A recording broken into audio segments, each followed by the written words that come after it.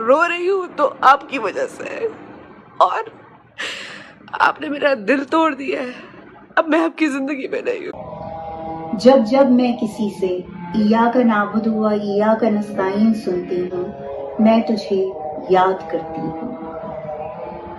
جب کسی نغمے کسی ترانے میں آزادی کا لفظ سنتی ہوں، میں تجھے یاد کرتی ہوں۔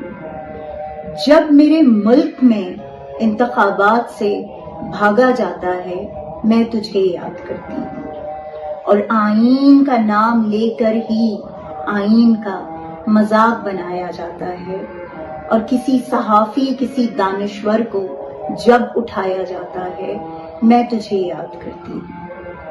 جب دیار غیر میں کہیں کوئی میرے نبی پاک صلی اللہ علیہ وآلہ وسلم کی حرمت پامال کرتا ہے، میں تجھے یاد کرتی ہوں۔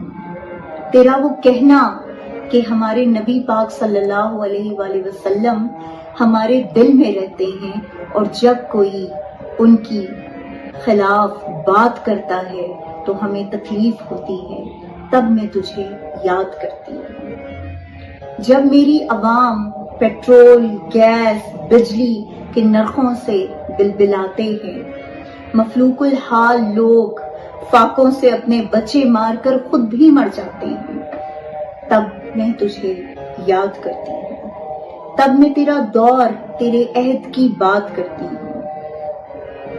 جب امیر اپنا علاج کرانے لندن جاتا ہے اور غریب چارپائی پر پڑا بیماری سے کراہتا ہے، میں تیرا کینسر ہسپتال اور تیرا ہیلتھ کارڈ یاد کرتی ہوں۔ میں روتی ہوں اور تجھے یاد کرتی ہوں۔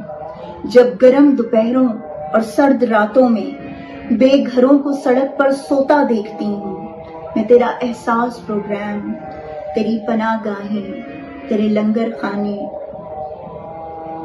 تیرا یہ کہنا کہ کوئی بھوکا نہیں سوئے گا، اس منظر کو سوچتی ہوں تو میں تجھے یاد کرتی ہوں۔